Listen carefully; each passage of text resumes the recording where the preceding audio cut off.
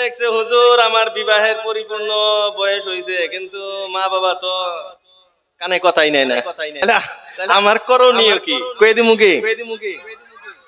আল্লাহ রাসূল আল্লাহর হাবিব বলেন, ইয়া মা'আশারাশ শাবাব মান ইসতাতা'a মিনকুমুল বাআতা ফালইয়াতাযাওয়াজ ওয়া ইল্লাম ইসতাতি' ফা'আলাইহি বিস-সিয়াম ফাইন্নাহু লাহু ওয়িসাল।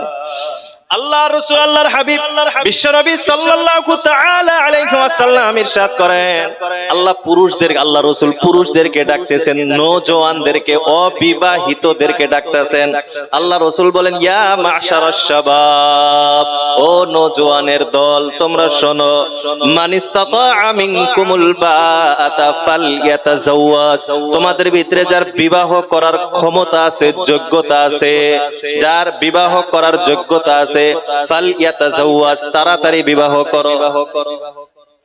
আল্লাহ রাসূল আল্লাহর হাবিব বলেন, যার বিবাহ করার মতো যোগ্যতা আছে, ফালইয়াতাযাওয়াজ, তাড়াতাড়ি তুমি বিবাহ করো।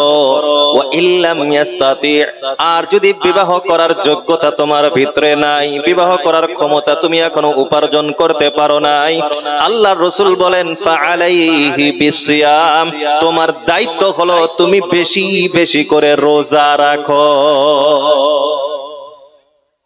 যার বিবাহ করার যোগ্যতা আছে সে তাড়াতাড়ি কি করব? কথা কয় না, তাড়াতাড়ি বিবাহ করতে হবে। আর যদি বিবাহ করার যোগ্যতা নাই, তাহলে তার করণীয় কি? তার করণীয় রোজা রাখা লাগবে। রোজাটা গুনাহ থেকে বাঁচার একটা ঢাল স্বরূপ, আল্লাহ রাসূল বলেছেন।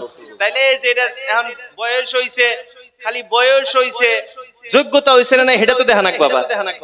বিয়া করতে কয়েকটা যোগ্যতা নাকি? কমু কি? সবাই বলেন কবুল বলমু। আল্লাহ, বিবাহ করতে মিনিমাম 4টা যোগ্যতা লাগে। কয়টা? এটা কইলে মিনিমাম কইছি, উপরে আরো দুই একটা আছে, আমি শর্টকাটের ভিতরে।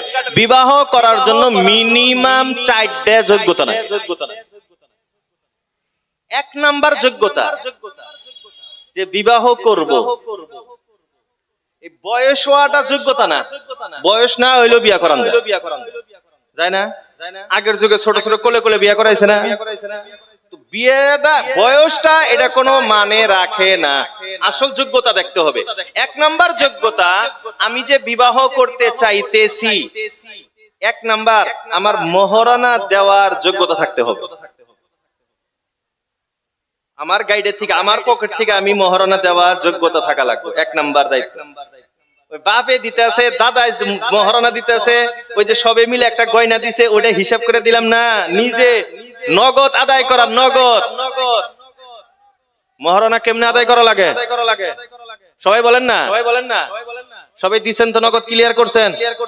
হ্যাঁ, যারা ক্লিয়ার করেন নাই তাড়াতাড়ি ক্লিয়ার করেন, না হইলে কিয়ামতের দিন কিন্তু জিনাকারের কাতারে লাইন করাই দিব। মনে রাখেন, নামাজ, রোজা, হজ, যাকাত এগুলা যেমন ফরজ, মহরানাটা আদায় করাটাও ফরজ।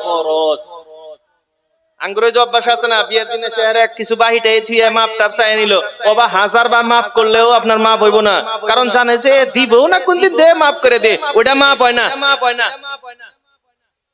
আপনি আদায় করে দেন, 1 লাখ আছে, 2 লাখ আছে, 50,000 আছে, আপনি ফুল আদায় করে দিয়ে দেন। এখন যদি সে আপনাকে কিছু ঘুরায় দেয়, না একজনেরই সঙ্গে একই সংসার নেন, আপনি সংসারে খাটাই দেন, তাইলে এখন আপনি আল্লাহর কোরআনের আয়াত ফাকুলুহু হানিআন, এখন মজা করে খাইতে পারো, কোনো টেনশন। আর যদি আমার একটা বিশ্বাস, যদি স্বামী স্ত্রীর মিল থাকে, অবশ্যই আপনার টাকা আপনাকে ঘুরাই দিব। দিব না? ভাই বলেন দিব কি দিব না? দিব। তো আমরা সবাই আদায় করব, 1 নাম্বার দায়িত্ব করব তো ইনশাআল্লাহ সবাই। যারা বিবাহ করছি আদায় করার চেষ্টা করব, যারা এখনো করি নাই, মনে মনে ভাবতাছি যে আমার বিয়ে করার পরিপূর্ণ যোগ্যতা হয়েছে, আগে এগুলা হিসাব করি যে এটি আছে না নাই। 1 নাম্বার মহরানা আদায় করা লাগবে। 2 নাম্বার, আমি যে বিবাহ করে একজন মেয়েকে আমার বাড়িতে নিয়ে আসবো, তার জন্য আলাদা একটা বাড়ির ব্যবস্থা থাকা লাগবে। বাপের বাড়ি নেই, বাপের একটা ওই যে ঘর দিছে, হেই ঘর না, আলাদা একটা বাড়ি থাকা লাগবে। বাড়ি, আমরা জয়েন্ট ফ্যামিলি থাকি তো সবাই নাকি? ইসলাম জয়েন্ট ফ্যামিলিকে পছন্দ করে না। কিন্তু হুজুর আপনি এটা কথা কইলেন, একটা ইসলাম ধর্ম মিলে পিরিত থাকমু, জয়েন্ট ফ্যামিলি না, ইসলাম এটা পছন্দ করে না। ইসলাম যার যারটা তার তার আলাদা। হ্যাঁ, আপনার মা বাবার খেদমতের প্রয়োজন আছে, আপনি এসে খেদমত করা লাগবে, সেটা আলাদা একটা ডিপার্টমেন্ট। কিন্তু এই ব্যাপারে আলাদা। আপনি বিবাহ করবেন না, আলাদা বাড়ি করেন, আপনি বিবাহ করেন। দুইটা বিবাহ করবেন, দুইটা বাড়ি। তিনটা বিবাহ করবেন, তিনটা বাড়ি আলাদা আলাদা লাগবে। ওই এক ঘরের মধ্যে তিনটা খোসান যাব না। আছে না? আছে না? বিয়ে করছে দুইটা তিনটা এক বাড়ির ভিতরে। না, তুমি ওটা কোরআন হাদিসের একদম বিপক্ষে, এটা বিপরীত পথে চলতেছো। আরব কান্ট্রিতে যদি কোনো মানুষ দুইটা তিনটা বিবাহ করে, তাদের স্ত্রীরা গৌরব অনুভব করে, মানুষের কাছে যা গল্প করে, আমার স্বামী দুইটা বিবাহ করছে, আমার স্বামী তিনটা বিবাহ করছে। তার মানে কি? তিনটা বিবাহ করছে মানে তিনটা বাড়ি আছে, বিল্ডিং তিনটা আছে। তার মানে আমার জামাই ধনী মানুষ, এই জন্য তিনটা বিবাহ করা পাইছে। তোমার জামাই গরিব, এই জন্য একটার মধ্যে আটকে আছে। আর আঙ্গুর হইলো তিনটা চারটা, ওই এক বাড়ির মধ্যে খালি রুম আলাদা আলাদা। তো বিবাহ করার 2 নাম্বার যোগ্যতা কি লাগবে? আলাদা বাড়ি দেওয়ার ব্যবস্থা থাকা লাগবে। মনে থাকবো তো ইনশাআল্লাহ? 3 নাম্বার যোগ্যতা, আপনি যে একজন মেয়েকে আপনার বাড়িতে নিয়ে আসবেন, একের 2 বেলা 2 মিঠি খাবারের ব্যবস্থা থাকা লাগবে। নিজের টেহা দিয়ে, বাপের টেহা দিয়ে খাবার না। ওই যে অল্প আগে এই বিষয়তে বয়ান করছি না, যা আল্লাহ পুরুষদেরকে দায়িত্ববান বানাইছে কেন? বলে খরচ করে, এই জন্যই তো খরচ করা লাগবে। সকাল বিকাল তাকে যেভাবে খাওয়া, আপনি যেভাবে খান, সেম টু সেম খানা তাকে দেওয়া লাগবে। এটা দায়িত্ব। 4 নাম্বার দায়িত্ব নিয়ে আইছেন যে কাপড় চোপড় এখন হুশুর বাড়ির আশা করে থাকলে হবো না, কাপড় চোপড় আপনি কিনে দেওয়ার যোগ্যতা থাকা লাগবে। এই 4টা যোগ্যতা যদি আপনার ভিতরে পরিপূর্ণ আছে, ও 5 নাম্বার আস্তাগফিরুল্লাহ আরেকটা যোগ্যতা, 5 নাম্বার আরেকটা যোগ্যতা, এটা বর্তমান যুগে বহুত জরুরি। এটা হইলো পুরুষ আছে না নাই, এটা ঠিক থাকা লাগবে। কয়েকদিন আগে আমি বাংলাদেশের একটা ডাক্তারের বক্তব্যের ভিতরে শুনছি যে বর্তমান বিবাহের আগে কিমেন একটা টেস্ট কইছে, এই টেস্টটা করা বহুত জরুরি যে সে পুরুষ আছে না নাই। সারা রাত মোবাইল টিপতে টিপতে জীবন যৌবন সবকিছু শেষ করে ফেলাইছে, বিয়ে করে নিয়ে 2 দিন পরে বউ গেছে গা, কয় যে নাই না কাম হবো না। এটাও একটা যোগ্যতা থাকা লাগবে। এই 5টা যোগ্যতা যদি আছে, এই যে কইছে না যে আমার বিবাহের পরিপূর্ণভাবে বয়স হয়েছে, ওই বয়স দিয়ে কাম নাই, আগে এই 5টা যোগ্যতা আছে না নাই? 5টা যোগ্যতা যদি থাকে, তাইলে পরের চিন্তা যে বিবাহের জন্য আগ বাড়া যায়। যদি নাই, তাহলে এখনো বয়স হয় নাই, তাহলে এখন রোজা থাকা লাগবে। বুঝাইছে তো আমাদের ইনশাআল্লাহ? আর একটা প্রশ্ন আছে, হুজুর মেয়েদেরকে কি পুরুষের বিবাহের কাপড় পরিধান করা জায়েজ কি? এটা আবার কোন সাইজের প্রশ্ন? মেয়েদেরকে পুরুষে কাপড় পিন্দাবো না পুরুষকে কাপড় পিন্দাবো? যে মেয়েদের যেটাই হোক, একে হাত পাও দেয় নাই আল্লাহ। ন্যাংটা পুলাহান যে ছোট পিন্দা হয় না, পিন্দাই দিবা। তাইলে এটা মাসলা, এটা বুঝছি আমি, এটা আমি পরিপূর্ণই বুঝছি। এটা বুঝার বাহি আছে কি কনছেন? বুঝার বাহি নাই। এটা কি আর মাসলা কোয়া? মাসলা কোন আপনারাই কোন, এটা তো সবেরই জানা আছে। নুলা যদি হয় তাহলে জায়েজ আছে, যদি কি হয় কথা কয় না। প্যারালাইসিস নুলা মানে হাতও চলে না, পাও চলে না, তাইলে আরেকজন তাও পুরুষে পিন্দা নাকবো, মেয়ে পিন্দা নাকবো, এই অপোজিট সাইজ জায়েজ নাই। যদি প্যারালাইজ হয়, তাও পুরুষেরটা পুরুষ, মেয়েরটা মেয়ে, এই আলাদা আলাদা জায়েজ নাই। খালি একজনই পুরুষ মেয়েকে, মেয়ে পুরুষকে কাপড় পিন্দান পাবো, ওটা একজনই, ওটা হলো স্বামী স্ত্রী। কারণ আল্লাহ বলছেন হুন্না লিবাসুল লাকুম ওয়া আনতুম লিবাসুল লাহুন্না, তোমরা এক অপরের জন্য পোশাক স্বরূপ। বলি সুবহানাল্লাহ। তাহলে দুইটা হয়ে গেছে, আলহামদুলিল্লাহ। আরো মাসআলা আছে, মতভেদ থাকলে তো কমই না। পায়ে ধরে সালাম করা জায়েজ আছে কি? এটার ভিতরে মতভেদ আছে। সাধারণত আমরা যেটা করি জায়েজ নাই। আমরা হানাফি মাসলাক হিসেবে বিলকুল জায়েজ নাই। তাজিমি সেজদার হুকুম কি? সেজদা তাজিমি মানেও আর ইবাদত সব একটাই, আল্লাহ ছাড়া কাউকে সেজদা করা জায়েজ নাই। চাহে সে যত বড় পীর সাহেব হোক আর যত বড় গাছ হোক, ওই গাছে সেজদা করা যায়, হিন্দুরা করে, আর আঙ্গুরগুলো যায় পীরে সেজদা করে, দুইটাই শিরিক। ছেলেদের গলায় হার পরিধান করা জায়েজ আছে কি? এটা তো এমনি আল্লাহ তাআলা মেয়েদেরকে, কোরআনের ভিতরেও আছে, হাদিসের ভিতরেও, আল্লাহ মেয়েদেরকে বানাইছে সৌন্দর্যের জন্য। মেয়েদেরকে কিসের জন্য বানাইছে? সবাই বলেন না, মেয়েদেরকে কেন বানাইছে? সৌন্দর্যের জন্য। পুরুষকে মেকআপের নিয়ে আল্লাহ পুরুষ বানাই নাই। আমি তো আজকে বয়ানি ওটা করতেছি না। আল্লাহ পুরুষকে মেকআপ করার টাইমই দেয় না, এর একটাই 24 ঘন্টা একটাই টেনশন, এটা হলো কামাই করা নাকবো আর বউ পুলহান পালা নাকবো, তাছাড়া কোনো টেনশন নেই। ও সারাদিন যে কামাই করে টাইম পায় না, ও গলায় মালা নেওয়ার টাইম আছে? বলেন না, টাইম আছে? পুরুষের কোনো মেকআপ টেকআপ কোনো কিছু নেই, এর একটাই কাম। পুরুষের কয়টা কাম? একটা হলো না ভাই নামাজ বন্দিগি, তো এটা আলাদা বস্তু, এটা তো পড়াই লাগবে। বাকি যত কাম আছে কাম একটাই, কামাই করো ভাই, কামাই করো। আর আমার পুরো আজকে 1 ঘন্টা 1.5 ঘন্টা গেছে ওইটার উপরেই, কামাই করা ভাই। লাগবো কি লাগবো না? কামাই করবো তো ইনশাআল্লাহ। আল্লাহ তৌফিক দান করুক, সবাই বলি আমিন। তো আমাদের মা বন্ধুর আল্লাহু আকবার, আমরা যাদের কাছে বয়াত করব তাদের কি কি বৈশিষ্ট্য থাকা বা গুণ থাকা দরকার। আমার আজকে সেফটারই এগুলা না, এগুলা আমি সেফটার নিয়ে বয়ানই করি, আমার ইউটিউবে এগুলা বয়ানই আছে, একদম সিম্পল।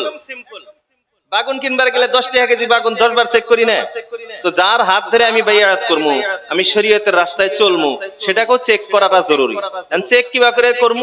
সিম্পল। এখন যদি কই যে কোরআন হাদিসের মেলাই আছে, এটা আপনিও দিশেই পাবেন না। এই জন্য সিম্পল একবারে হইলো, তার মাথার থেকে পাও পর্যন্ত দেখেন, যদি সুন্নতের চুল পরিমাণ কমি আছে তাহলে এখনো পীর হওয়ার যোগ্য হয়নি। আর মাথার থেকে পাও পর্যন্ত পরিপূর্ণ সুন্নতের উপরে পাবন্দি আছে, তাহলে মনে করতে পারেন যে মানুষটা ঠিক। সিম্পল বুঝাইছে তো? আলহামদুলিল্লাহ। আরো কিছু আছে কি? তাহলে আমার বয়ানের দিকে যা যায় না ইনশাআল্লাহ, বয়ানের দিকে যাই ইনশাআল্লাহ। আচ্ছা, আমরা কি করা পুরুষ মানুষ বুঝছি তো আমরা নাকি? আমরা আদর যত্ন করবো তো ওনাদেরকে? কয় না ভাই, সবাই আদর করবো তো, মোহাব্বত করবো তো ইনশাআল্লাহ। নারায় ঝগড়া তো হবো না ইনশাআল্লাহ। তো আমাদের একটাই দায়িত্ব আমি বলছিলাম পুরুষের, সেটা হলো কি কামাই করবে আর স্ত্রী সন্তানের উপরে কথা কয় না খরচ করবে।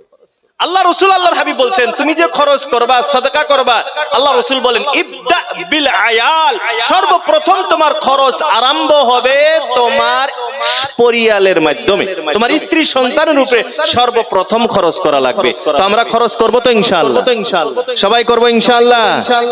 আল্লাহ তৌফিক দান করুক, সবাই বলি আমিন।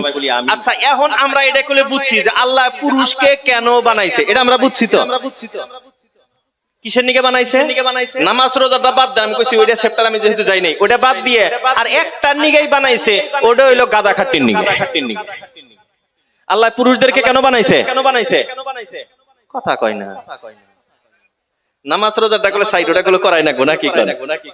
নরমালি আল্লাহ রাব্বুল আলামিন আমাদেরকে বানাইছে গাদা খাটনি করে কামাই করো আর এদেরকে খাওয়াও। এখন তাহলে প্রশ্ন যে হুজুর আমরা খালি জীবন ভরে এটাই করে যামু, তো এগরে কেন বানাইছে আল্লাহ? এই দল আল্লাহ রাব্বুল আলামিন কেন বানাইছে এটা জানার প্রয়োজন আছে না নাই? সবাই বলেন আছে না নাই?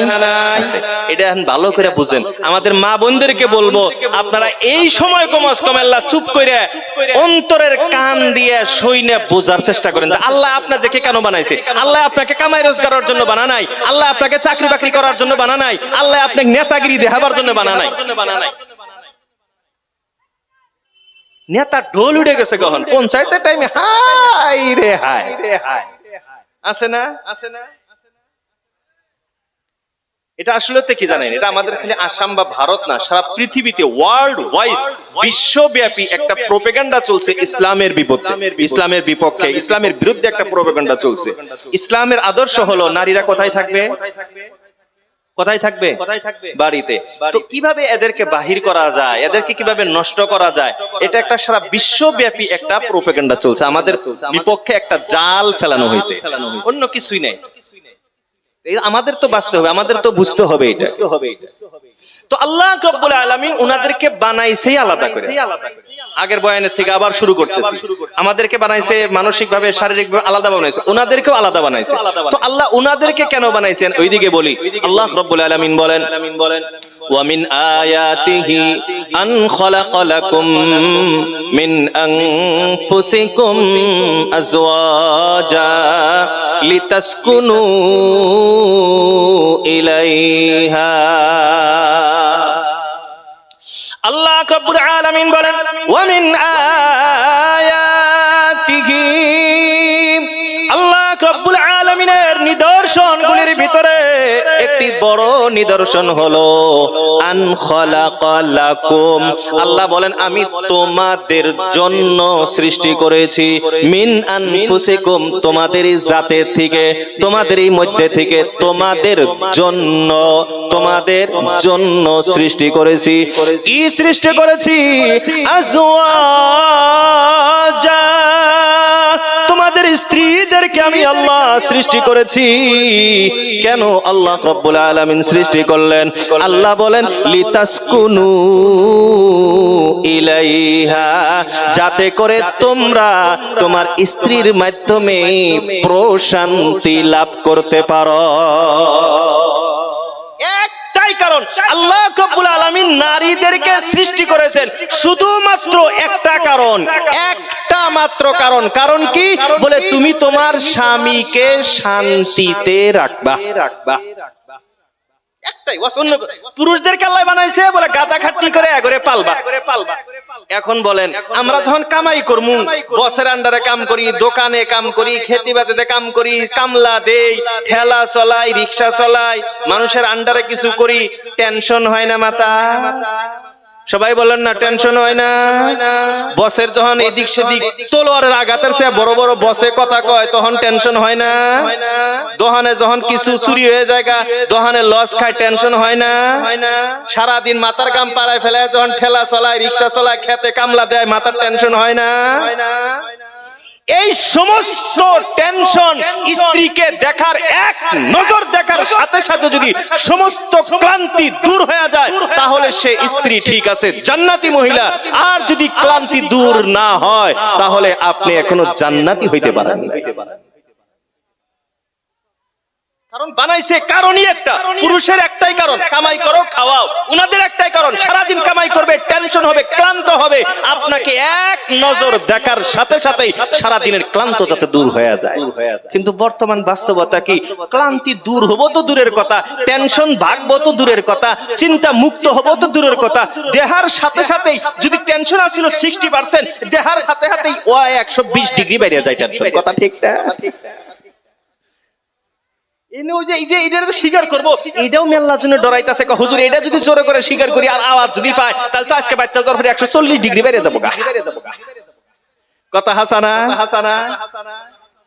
তো আল্লাহ রাব্বুল আলামিন পুরুষদেরকে বানাইলেন কামাই করার জন্য। কামাই করলেই টেনশন হবে, এই টেনশন দূর করার জন্য আল্লাহ রাব্বুল আলামিন নারীদেরকে বানাইছেন। এটা কোরআনের কথা, এটা আমাদের মা বোনদেরকে বুঝতে হবে যে আল্লাহ আমাদেরকে বানাইছেনই শুধুমাত্র স্বামীকে টেনশন মুক্ত করার জন্য।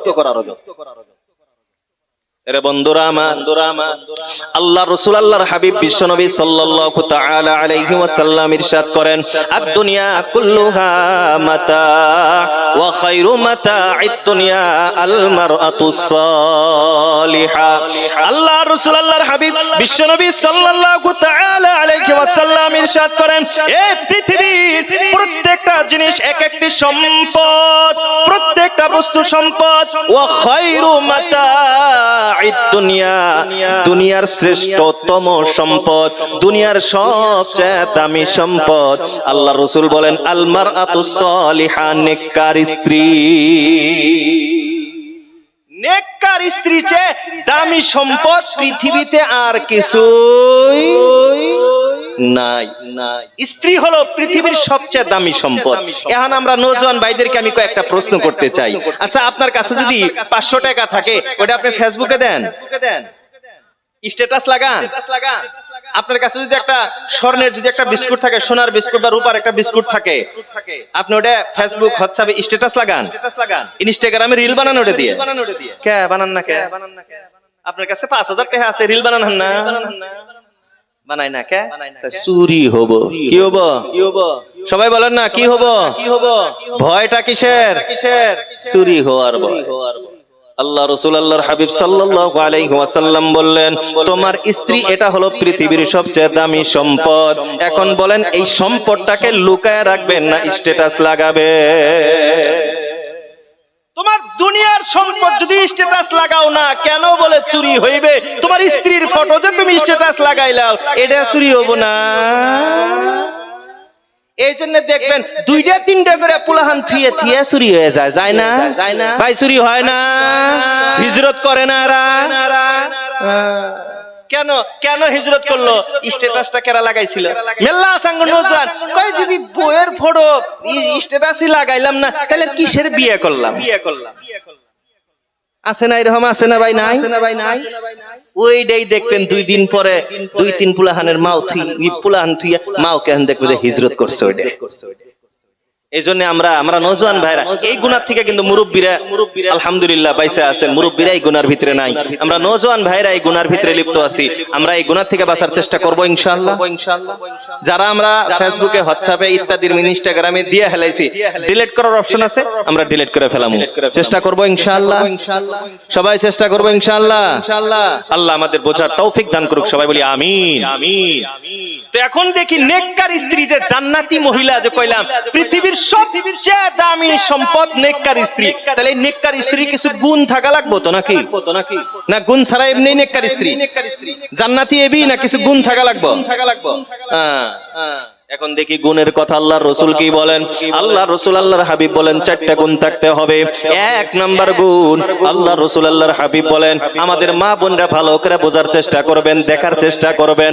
আল্লাহর রাসূল বলেন ইযা নাযারা ইলাইহা সাররাতুহু।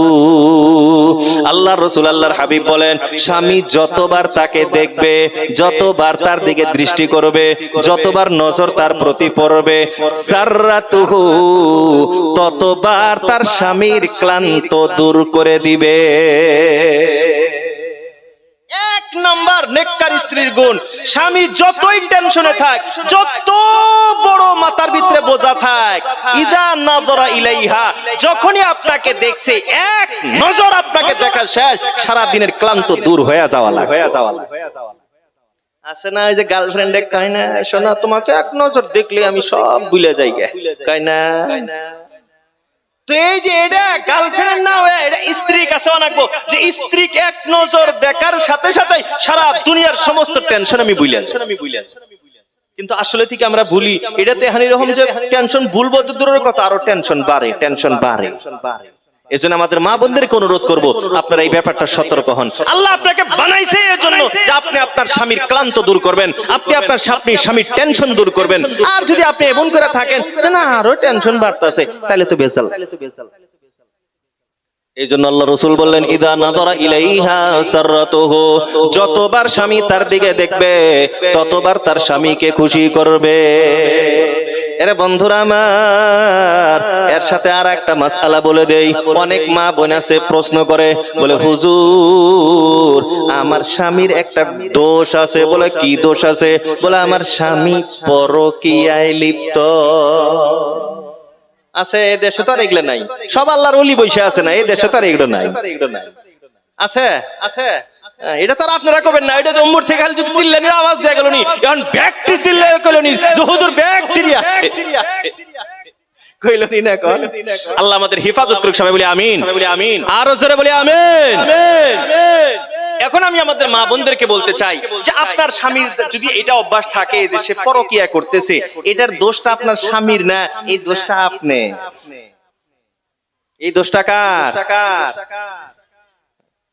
কারণ আল্লাহ রাসূল বললেন ইদা নাযারা ইলাইহা সাররাতুহু যতবার স্বামী দেখবে ততবার স্বামীকে খুশি করো, তার টেনশন দূর করে দাও। কিন্তু আপনি তো এমন ভাবে থাকেন, আপনার ড্রেস পাতির তো অবস্থা এমন, আপনার কথাবার্তার সাইজ তো এমন, জীবনে তো হাসি মুখ নাই, আপনি দেখলেই তো টেনশন বাড়ে। ওইদিকে রাস্তায় দেখবেন সুন্দর সুন্দর পোশাক পিনদে, লিপস্টিক লাগাইয়া, স্প্রে লাগাইয়া রাস্তা দিয়ে সুন্দর করে হাঁটে, আবার সুন্দর করে মিষ্টি মুখে সালামও দেয়। আছে না নাই? আছে না না? এখন মানুষ না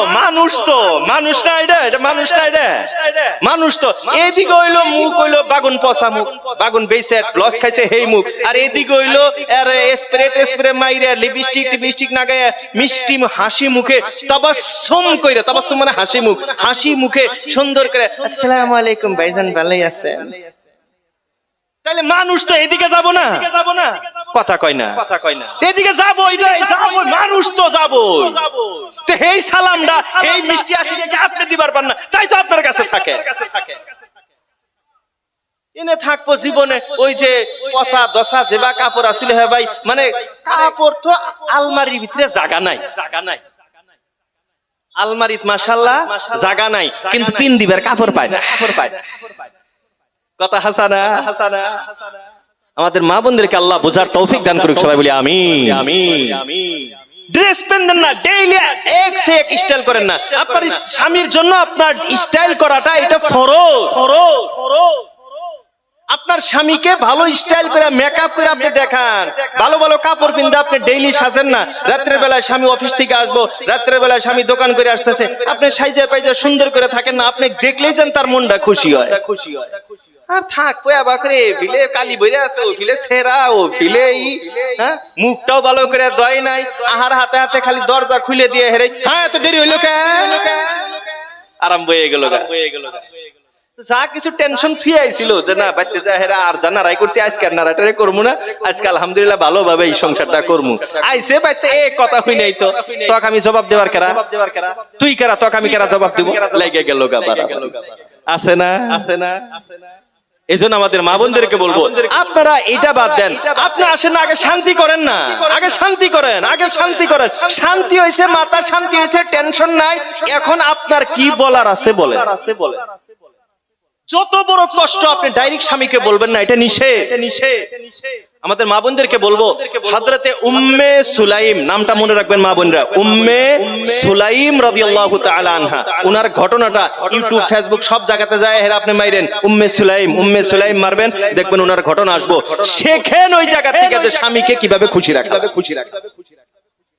হযরতে উম্মে সুলাইম রাদিয়াল্লাহু তাআলা আনহার ঘটনা।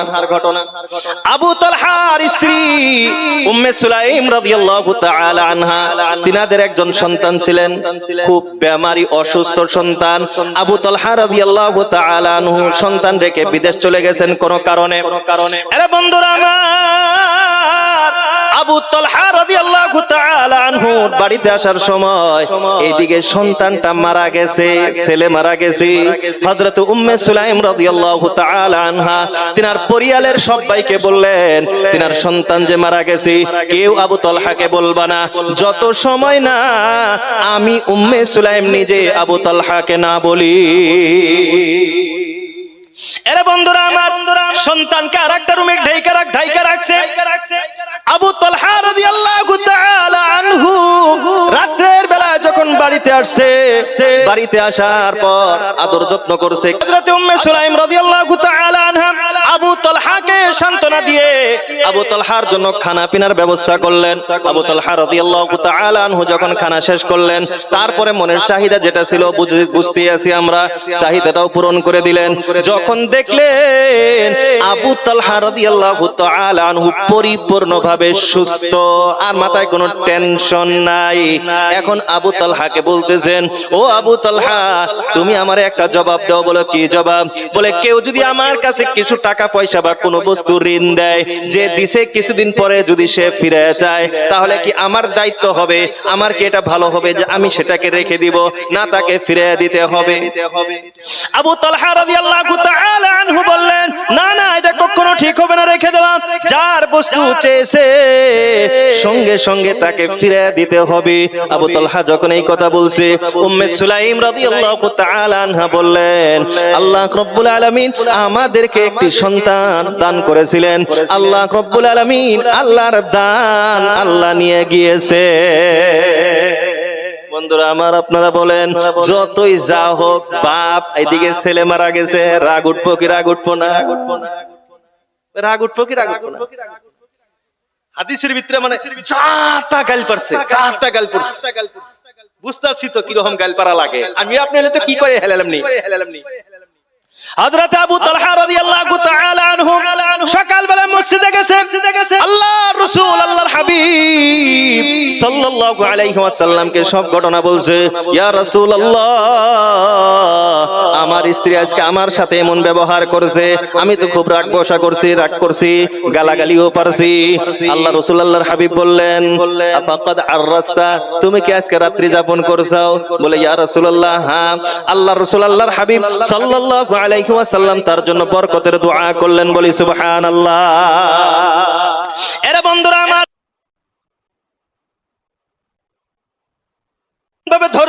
করছে।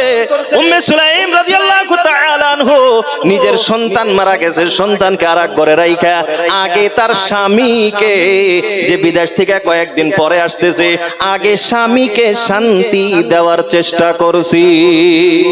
এই জন্য আমার মা বোনেরা, এই ঘটনার মাধ্যমে বুঝতে হবে আমি আমার স্বামীকে কেমনে শান্তিতে রাখবো, আমি আমার স্বামীকে কেমনে ক্লান্ত দূর করব। এই জন্য বলি সাজসজ্জা করা স্বামীর জন্য খালি জায়েজ না, এটা জরুরি। আপনি সাইজা পাইজা থাকেন না, ভালোভাবে হাসি মুখে কথা বলেন না, এই জন্য তো যায় পরকিয়া করবার নাকি। এই জন্য আমাদের মা বোনদেরকে বলবো, আজকে থেকে আপনার অভ্যাসটা অল্প পরিবর্তন করেন। মনে না চাইলে তাওয়াল্লাহ ভালো ব্যবহার করেন, ইনশাআল্লাহ আল্লাহর কসম আপনার স্বামী আপনাকে এত আদর যত্ন করবে যেটা আপনি কল্পনাও করতে পারবেন না। স্বামী তো আদর করার জন্য রেডি, এমনির থেকেই ঝামেলা, আদর নিবার চায় না, আদর নিবার চায় না। আল্লাহ আমাদের বোঝার তৌফিক দান করুক, সবাই বলি আমিন। এজন্য আল্লাহ রাসূল বললেন, ইদা নাযারা ইলাইহা সাররাতহু, যতবার তোমার স্বামী তোমার দিকে দেখবে ততবার তোমার স্বামীকে তুমি কি করো? খুশি করার চেষ্টা করো, তাকে শান্তিতে রাখার চেষ্টা। এখন কোন মা বোন প্রশ্ন করতে পারে, হুজুর আমি আমার স্বামীকে কেমনে খুশি রাখবো, কেমনে তাকে আমি শান্তিতে রাখবো, তার কি কোনো উপায় আছে? এরা বন্ধুরা আমার, এর জন্য কোনো কিছু বলতে চাই না, শুধুমাত্র একটা হাদিস আপনাদেরকে শোনাই। আল্লাহ রাসূল আল্লাহর হাবিব সাল্লাল্লাহু আলাইহি ওয়াসাল্লাম বলেন, লম্বা হাদিস। এরা বন্ধুরা আমার, আমরা পুরুষদের অভ্যাস হলো, আমরা পুরুষরা খেলা করি বলের মাধ্যমে, ফুটবল, ক্রিকেট বল ইত্যাদি বলের মাধ্যমে আমরা খেলাধুলা করি, আমরা বল দিয়ে খেলাই। আর মা বোনরা কি নিয়ে খেলা করে, কি নিয়ে তাদের খেলাধুলা হয় আমরা জানি। এরে বন্ধুরা আমার, মা বোনরা খেলাধুলা করে আমার আপনার ব্রেন নিয়ে। কি নিয়ে খেলায়? কথা বলেন না, কি নিয়ে খেলাধুলা করে? যত বড় জ্ঞানী হয়ে গে, যত বড় যা হয়ে গে, এক নজরে চুটকি বাজানোর আগেই ব্রেন গাই। কথা হাসানা, এটা হাদিসের কথা। আল্লাহ রাসূল বললেন, ইউযহিবনা বিলুব্বির রাজুলিল আকিল মিন ইহদাকুন্না। আল্লাহ রাসূল বলেন যে আমি তোমাদের চেয়ে খতরনাক কাউকে দেখি নাই, যে একজন জ্ঞানী মানুষের জ্ঞান সেকেন্ডের ভিতরে উড়াইয়া দিতে পারো, হাওয়া করে দিতে। আমার আপনার ব্রেন এক সেকেন্ড না, এক নজরে শেষ। এক নজর। तबस्सुम ज़ेरे लब उनका निगाहे ज़हरे कातिल यहाँ रिंदों का क्या कहना सूफी भी घायल। এক নজর শেষ। জোর পিরাকি, কোন পিরাকি চলে না ওনে। কথা হাসানা। তো আল্লাহ রাব্বুল আলামিন মা বোনদেরকে এমন ক্ষমতা দিয়েছেন যে সে পুরুষের মাথা নিয়ে খেলা করে, তার মানে ব্রেনকে হাওয়া করে দিতে পারে, উড়ায় দিতে পারে। এখান থেকে মুহাদ্দিসিনে কেরাম বলেন যে আল্লাহ রাব্বুল আলামিন মা বোনদের এমন ক্ষমতা দিয়েছে যে পুরুষের মাথা নিয়ে খেলা করে, উঠা বসা করাইতে পারে। তাহলে এই ক্ষমতার মাধ্যমে কোন মহিলা যদি চায় তার স্বামীকে আল্লাহ ওয়ালা বানাবে, সেটাও বানাইতে পারবে। আর যদি কোন মহিলা চায় তার স্বামীকে খারাপ বানাবে, সেটাও কথা কয় না, বানাইতে পারে। এই ক্ষমতা আল্লাহ রাব্বুল আলামিন, কারণ ব্রেনটাই নিয়ে খেলা করে, ব্রেন দিয়ে খেলা, উড়া বহা করায়, ব্রেন নষ্ট করে দেয়। এই ক্ষমতা আল্লাহ আপনাকে দিছে, তো আপনার স্বামী কিবা করে খুশি রাখা লাগবে এটা আপনি বোঝেন না। দুনিয়ার মানুষের ব্রেন উড়াই দিবার পান, আর স্বামীর ব্রেনটা দিয়ে খেলা করে স্বামী খেলা শান্তিতে রাখবেন, এটা রাখবার পান না, এটা আবার আমার হিগায় দেন। এজন্য আমাদের মা বোনদেরকে বলবো, আপনাদেরকে আল্লাহ এই বিষয়ে অনেক নলেজ দিছে। আপনার স্বামীকে কি দিয়ে খুশি হয়, আপনার স্বামী কিভাবে শান্তি থাকবো, আপনার স্বামী কিভাবে টেনশন মুক্ত থাকবো, এটা আপনার হিকানের বস্তু না, আপনি আঙ্গুর চেয়ে ভালো করে জানেন। খালি আমলের বাকি, আমল করার চেষ্টা। এই জন্য আল্লাহ রাসূল বলেন, নেককার স্ত্রী জান্নাতি মহিলার পরিচয় কি? আল্লাহ রাসূল বললেন, ইদা নাযারা ইলাইহা সাররাতুহু, যতবার স্বামী তার দিকে দেখবে, তার স্বামীকে ততবার খুশিতে রাখবে, শান্তিতে রাখবে। আগে আল্লাহ রাসূল আল্লাহর হাবিব বলেন, যখন স্বামী খিদমত করবে, 2 নাম্বার জান্নাতি মহিলার পরিচয় আল্লাহ রাসূল আল্লাহর হাবিব বলেন, স্বামীর সন্তান লালন পালন করবে। 3 নাম্বার বলেন, নিজের লজ্জা স্থানের স্থানের হেফাজত করবেন। 3 নাম্বার জান্নাতি মহিলার পরিচয় আল্লাহ রাসূল আল্লাহর হাবিব বলেন নিজের লজ্জা স্থানের হেফাজত করবেন, তার মানে নিজে পরকীয়ায় লিপ্ত হবেন না। 4 নাম্বার আল্লাহ রাসূল আল্লাহর হাবিব সাল্লাল্লাহু আলাইহি ওয়াসাল্লাম বললেন নেককার স্ত্রী জান্নাতি মহিলার পরিচয় হইল, জান্নাতি মহিলাকে বলে জান্নাতি মহিলা ওই নারী যে স্বামীর সম্পদ হেফাজত করবে। স্বামীর সম্পদ সংরক্ষণ করতে হবে। এই যে কি কয় ফেরিয়ালা করে দিয়ে দিয়ে স্বামীর সম্পদ নষ্ট করা যাবে, আছে না বাবা? অনেক মা বোন এরকম আছে, আল্লাহ মাফ করুক, কুলার সাইল নিয়ে নিয়ে ফেরিয়ালা দিয়ে দিয়ে বস্তু কিনে। এটা আমাদের দোষ, আমাদের দোষ। আল্লাহ আঙ্গুর বানাইছিল কাওয়াম, দায়িত্ববান। আমরা কিনে দেই না, দেখে তারা কেনে, দোষ আমাদের। ভাই যা যা নাগে আমরা নিজে কিনে দিতে পারি না? সবাই বলেন না, পারি কি পারি না? আমরা কিনে দিলেই তো চুরির অভ্যাসটা জায়গা। তো যা যা প্রয়োজন আমাদের মা বোনদের, আমরা তারা বলার আগেই আমরা সেটাকে প্রয়োজনগুলো পুরা করার চেষ্টা করব আমরা ইনশাআল্লাহ। সবাই বলেন না, করব ইনশাআল্লাহ। 2 নাম্বার আর একটা মাসআলা আপনাদেরকে শোনায় দেই। ও আমার নওজোয়ান ভাইরা, মুরব্বীরা, একটা কথা ভালো করে মনে রাখবেন, প্রত্যেক মাসে মাসে আপনি আপনার স্ত্রীকে একটা হাত খরচ দিতে হবে।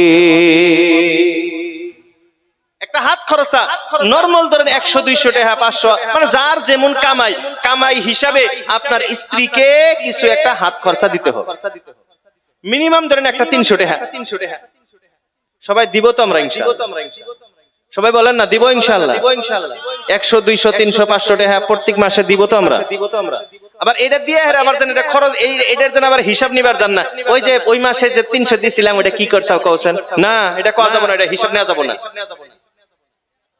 কারণ কি কেন দিবেন সেটাও বলতেছি আপনাদেরকে। হাদিয়া কেন দিতে হবে? 1 নাম্বার তো কথা হলো আল্লাহ রাসূল বলছেন তাহাদাউ তাহাব্বু, তোমরা পরস্পর হাদিয়া দাও, মোহাব্বত বাড়বে, ভালোবাসা বাড়বে। আমরা ওই যে গার্লফ্রেন্ড এক সপ্তাহে গিফট দেই, বউ এক স্ত্রী কয়দিন আমরা গিফট দিছি? মোহাব্বত খালি মুখ দিয়ে কইলেই হবো না, কিছু দেয়া লাগবে।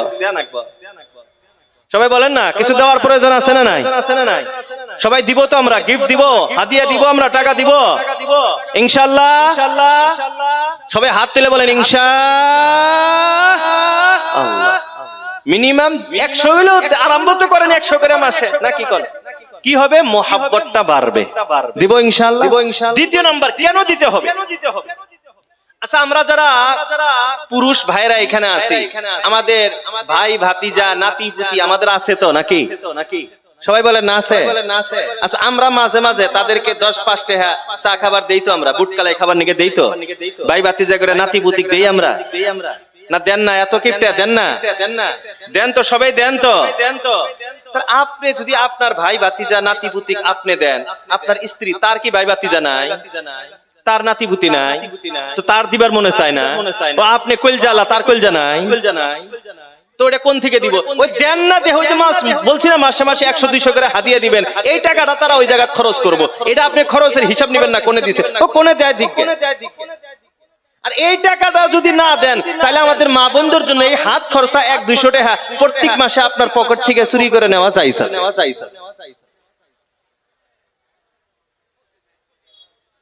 সবাই দিমু তো ইনশাআল্লাহ? না দিলে তো ওই যে মাসালা গুলো হুনছে হুইনে কুলে আজকে হাসে দিছে, সবাই হাসছে না যে হুজুর এটা পাইছি আজকে একবারে চান্সের হুজুর, প্রত্যেক মাসে 200 করে মেরে দিব।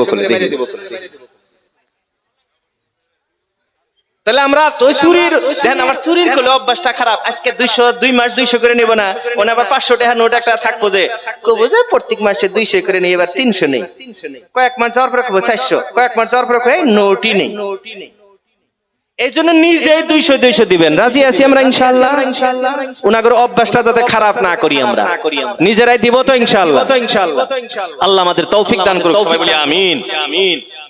আমিন কইলো না তার মানে দিব না। ভাই সবাই দিব তো ইনশাআল্লাহ? আল্লাহ আমাদের তৌফিক দান করুক। সবাই বলি আমিন। আরো জোরে বলি আমিন। এবার তো উনারাও তো বোঝে না, হুজুর আমিন কইছে, যদি বাইতে যায় দিব ইনশাআল্লাহ। এই যে সামনে 1 তারিখ আইতাছে, আজকে হইলো 26 তারিখ, এই যে 5 দিন পরে 1 তারিখে এই মাসেরটা দিয়ে আজকে বাইতে যায়, কালকে দিবেন 200, আর সামনে মাসে 1 তারিখে দিবেন, 2 তারিখ যেন হয় না। মনে থাকবো তো ইনশাআল্লাহ? হ্যাঁ, প্রত্যেক মাসের 1 তারিখে দিবেন ইনশাআল্লাহ। আল্লাহ আমাদেরকে সবাইকে দেওয়ার তৌফিক দান করুক, সবাই বলি আমিন। তো মুহতারাম দোস্ত আজিজো, আমাদের মা বোনদেরকে বলতেছিলাম যে আল্লাহ রব্বুল আলামিন আপনাদেরকে বানাইছেন একটাই কারণে, আপনাকে সৃষ্টি করার একটাই কারণ, সেটা হলো স্বামীকে খুশিতে রাখা। এরে বন্ধুরা, আমার মা বোনেরা ভালো করে শোনার চেষ্টা করবেন। আমি আপনাদেরকে বুঝাইতে যাই, আপনার স্বামী আপনার জন্য হলো একজন রব, একজন আল্লাহ, ছোট বড় একটা আল্লাহ, মানে বুঝাবার জন্য, আসলে আল্লাহ না করলে রব না, কিন্তু বুঝাবার জন্য বলতেছি। কেমনে বলে? আল্লাহকে যেমনে মানতে হয়, আল্লাহর ইবাদত বন্দেগী করতে হয়, আল্লাহর হুকুম আহকাম পালন করতে হয়, ঠিক তেমনি ভাবে স্বামীর হুকুম আহকাম মানতে হবে। আপনারা বোঝার চেষ্টা করেন, আল্লাহ রাসূল আল্লাহর হাবিব সাল্লাল্লাহু আলাইহি ওয়াসাল্লাম একদিন মসজিদে নববী থেকে বাইরে হয়েছেন। হঠাৎ একটা অবলা জন্তু, একটা উট আল্লাহ রাসূল আল্লাহর হাবিব সাল্লাল্লাহু আলাইহি ওয়াসাল্লামকে দেখে আল্লাহ রাসূলের সামনে সিজদারত হয়েছেন। একটা উট আল্লাহ রাসূলকে সিজদা করেছেন। এটা দেখার পর সাহাবায়ে কেরাম বললেন, ইয়া রাসূলুল্লাহ, চতুষ্পদ প্রাণী আপনারে সিজদা করতেছে, আমরা তো বেশি হকদার, আমরা তো মানুষ, আমরা আপনাকে সিজদা করব। আগের একটা মাসলা হয়েছিল, সিজদা করা যাবে কি যাবে না? আল্লাহ রাসূল আল্লাহর হাবিব বললেন, আল্লাহ রাব্বুল আলামিন ছাড়া কাউকে সিজদা করা যাবে না। লাউ কুনতু আমিরান আহাদান আইয়াসজুদা লিআহাদিন, যদি এই পৃথিবীতে কোন মানুষ হইয়া অন্য মানুষকে সিজদা করার অনুমতি থাকতো, অনুমতি কিন্তু নাই। যদি থাকতো, যদি অনুমতি হইতো, আল্লাহ রাসূল আল্লাহর হাবিব বলেন, লা আমারতুল মারআতা আন তাসজুদা লিজাওজিহা, তাহলে আমি স্ত্রীদেরকে আদেশ করতাম তারা যাতে নিজের স্বামীকে সিজদা করে। সিজদা করা কাউকে জায়েজ, কথা কয় না, কথা কয় না। যদি জায়েজ থাকতো, মানুষ হইয়া মানুষকে সিজদা করা জায়েজ হইতো, তাইলে স্ত্রীদেরকে বলা হইতো তোমরা তোমার স্বামীকে কি করো? সিজদা করো। তাহলে বোঝা গেল কি, স্বামী আল্লাহর পরেই দ্বিতীয় নাম্বার আল্লাহ একটা রব। এখন বন্ধুরা আমার বলেন, আল্লাহ যদি নারাজ হয়ে যায় জান্নাত পাওয়া যাবে? এই জন্য আমাদের মা বোনরা কান খুলে শুনে রাখেন, আপনি যত নফল ইবাদত করেন আর যত তাহাজ্জুদ পড়েন, আপনার স্বামী যদি আপনার উপরে নারাজ, জান্নাতের আশা করে লাভ নাই। জান্নাত কপালে উজুট পড়ে, জান্নাত পাইতে হলে আপনার স্বামী আপনার প্রতি রাজি খুশি থাকতে হবে। কারণ রব যদি নারাজ হয়ে যায়, আসল রব আপনাকে মাফ করবে। আমাদের মা বোনদের কাছে অনুরোধ, আমরা আমার স্বামীকে খেদমত করি, খুশি রাখার চেষ্টা করি। কেমনে বলে? ওনাকে টেনশন মুক্ত রাখি। আপনার আর কোনো দায়িত্ব নাই, আপনি খালি একটা কামই করেন না, সংসারের কাম 2টা কমই করেন, তাও খালি স্বামী টেনশন মুক্ত রাখেন, বাস। অন্য কোনো দায়িত্ব আল্লাহ আপনাকে দেন। একজন অবিবাহিত মেয়ে আল্লাহ রাসূল আল্লাহর হাবিব সাল্লাল্লাহু আলাইহি ওয়াসাল্লামের দরবারে আসছেন। আম্মা আয়েশা সিদ্দিকা রাদিয়াল্লাহু তাআলা আনহা আত্মীয় স্বজনের ভিতরে কেউ হবে। আল্লাহ রাসূল আল্লাহর হাবিব জিজ্ঞাসা করলেন, তোমার এখনো বিবাহ হয় নাই কেন? ওই মেয়ে আল্লাহ রাসূল আল্লাহর হাবিব সাল্লাল্লাহু আলাইহি ওয়াসাল্লামকে বললেন, ইয়া রাসূলুল্লাহ, আমার বিবাহ করতে মন চায় না, আমি বিবাহ করব না। আল্লাহ রাসূল আল্লাহর হাবিব বললেন, না না, এটা করা যাবে না, অবশ্যই তোমাকে বিবাহ করতে হবে। এখন এই মেয়ে আল্লাহ রাসূল আল্লাহর হাবিব সাল্লাল্লাহু আলাইহি ওয়াসাল্লামকে প্রশ্ন করলেন, ইয়া রাসূলুল্লাহ, আমি যদি বিবাহ করি, আমার যখন বিবাহ হয়ে যাবে, আমার স্বামী হবে, আমার কি এমন খেদমত আছে, এই খেদমত যদি আমি করি, আমি আমার স্বামীর হক আদায় করতে পারবো? আমাদের মা বোনরা ভালো করে বোঝার চেষ্টা করবেন। এই প্রশ্ন যখন আল্লাহ রাসূল আল্লাহর হাবিবকে করলেন, আল্লাহ রাসূল আল্লাহর হাবিব সাল্লাল্লাহু আলাইহি ওয়াসাল্লাম বললেন, মাথা থেকে পা পর্যন্ত, স্বামীর মাথা থেকে পা পর্যন্ত যদি ঘাও হয়ে যায়, আর মাথা থেকে পা পর্যন্ত ঘায়ের থেকে যদি পুষ বাহির হয়, পুষ চিনি তো আমরা, পুষ যদি বাহির হয়, আল্লাহ রাসূল আল্লাহর হাবিব বলেন, তুমি যদি তোমার জিহ্বার দ্বারা পায়ের থেকে মাথা পর্যন্ত পুষগুলি চাইটাও সাফা করে দাও, তথাপিও তোমার স্বামীর হক আদায় হবে না। মাথার থেকে পাও পর্যন্ত ঘা হইছে, পুজ বাড়াইছে, জিবা দিয়ে চাইডে যদি পুজ সাফ করে দেয়, আল্লাহ রাসূল কয় তাও তোমার স্বামীর হক আদায় হবে না। আর এলে দুইটা কাপড় ধুয়ে হেলে দুইটা থালি বাসন দিয়ে ডেইলি তামসামারের থ্রেড দেয়, আমি দেখে খালি তোমার সংসার করতেছি, আর না হইলে দেখা গেল নি। ও ব্যাখ্যাই তো ওটা কত ব্যাখ্যা তো সংসার কইরেই খাইতে আছে, কথা হাসানা। এজন্য আমাদের মা বোনদেরকে অনুরোধ করব যে আপনারা যতই কাম করেন এটা বাপ নিয়েন না, মনের ভিতরে এটা আইনেন না যে না আমি আর সব কিছু উল্টে হেলাইছি, না কিছুই করেন নাই, কোনো হক আপনি স্বামীর আদায় করেন না। এজন্য আমরা দুই পক্ষকে এখন অনুরোধ যে আমরা আমাদের স্ত্রীর সাথে ভালো ব্যবহার করব। আগের হাদিস আয়াত মনে আছে তো ইনশাআল্লাহ? আমরা ভালো ব্যবহার করব তো ইনশাআল্লাহ? ভাই সবাই করব ইনশাআল্লাহ। আর আমাদের মা বোনদেরকে অনুরোধ করব যে আমরা আমাদের স্বামীকে কোনো কাম না করলেও টেনশন মুক্ত রাখার চিন্তা করি। এই দুই পক্ষকে এই দুইটা অনুরোধ রাখে আমার বক্তব্য আমি শেষের দিকে নিছি।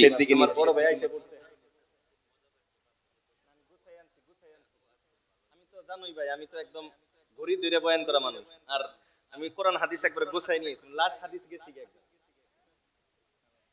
তো যাই হোক মুহতারাম দোস্ত আজিজ, ইলম কালাম তো কিছু নাই, এখন যাও বুঝিলে তুমি করলাম, এখন ভাই তো কবই আর আসলে মালই নাই ভিতরে, বুঝছেন? তো যাই হোক কিছু সময় সিল্লাসিলি করছি, মানুষ মাত্রেই ভুল, তো আমার দ্বারাও ভুল হওয়াটা সাধারণ কথা। দুইজনের ভুল হয় না, তার মানে একজন ভুল করে না আর একজন ভুল কইরা মানে না। ফেরেশতার কোনো ভুল আছে, ফেরেশতার ভুল নাই, আর শয়তান ভুল কইরা হেরে মানে না। তো আমি ফেরেশতাও না শয়তানও না, মানুষ হলো কে বলে ভুল করার পরে ভুলটা মাইনে নেয়। তো আমার দ্বারা কোনো ভুল ত্রুটি হয়ে থাকে, ইশারায় কার অন্তর আঘাত লেগে থাকে, আল্লাহকে ওয়াস্তে আমাকে ক্ষমা করে দিবেন, আমার জন্য দোয়া করবেন। আমিও ইনশাআল্লাহ আপনাদের সবার জন্য বুক ভরা দোয়া রেখে মঙ্গল কামনা করে আমার বক্তব্য আমি এইখানেতে শেষ